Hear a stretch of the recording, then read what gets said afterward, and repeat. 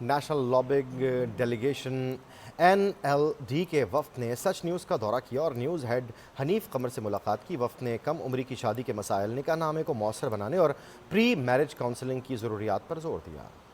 انسانی حقوق کے نامور رہنما عبداللہ ملک، سپریم کورٹ کے advocate Chaudhry Naseer Kumbo, civil society کی نمائندہ سمینہ خان اور راحیلہ ناز پر مشتمل نیشنل لابنگ ڈیلیگیشن کے وفد نے نکاح نامے کو مؤثر بنانے کے لیے عوامی شعور کی بیداری اور اس ضمن میں میڈیا کی اہمیت پر زور دیا اور کہا کہ میڈیا سے مل کر اس سماجی ذمہ داری سے عہدہ برا ہوا جا سکتا ہے۔ اس حوالے سے والدین، علماء کرام اور اساتذہ کی تربیت وقت کا تقاضا ہے۔ کم عمر کی جو بچی ہے وہ شادی کا بوجھ اٹھانے کے اہل نہیں ہوتی۔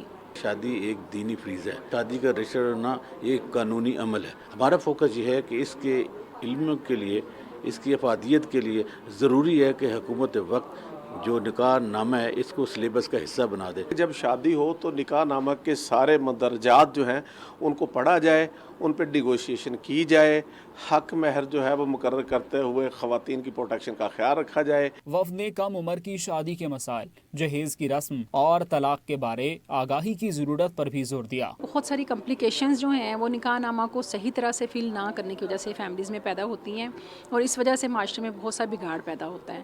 نکاح سے پہلے نکاح نامے کو ضرور پڑھیں اور اپنے بچوں کے ساتھ اس کو ڈسکس ضرور کریں تاکہ اپنی بچیوں کے گھر بسائیں اور شادی کے بعد جو ہیں وہ تنازعات سے بچ سکیں۔ سچ ٹی وی کے نیوز ہیڈ حنیف قمر نے نیشنل لابنگ ڈیلیگیشن کی سماجی خدمت کی تعریف کی اور نکاح نامے کو مؤثر بنانے کے لیے شادی اور طلاق کے مسائل کو تعلیمی نصاب کا حصہ بنانے کی تجویز سے اتفاق کیا۔ نوبل کاز ہے جس کے لیے یہ نیشنل لابنگ ڈیلیگیشن کام کر رہا ہے۔ پری میرج کاؤنسلنگ وقت کی بڑی ضرورت ہے۔ نکاح نامے کو مؤثر بنانے کے لیے شادی اور طلاق کے مسائل کے بارے میں آگاہی پیدا کرنے کے لیے جہاں پہ سماجی سطح پہ کام کرنے کی ضرورت ہے، میڈیا کی بھی بڑی امپورٹنٹ ذمہ داری ہے جو اس کو پوری کرنی چاہیے۔ ان مسائل کے ایڈریس نہ ہونے کی وجہ سے جو ہمارا خاندان کا ادارہ تباہ ہو رہا ہے ان مسائل سے نجات ملے گی۔ اس موقع پر نیشنل میڈیا اور یونیورسٹیز کے طلباء اور اساتذہ کے ساتھ اس بارے آگاہی ملاقاتوں کی ضرورت کو تسلیم کیا گیا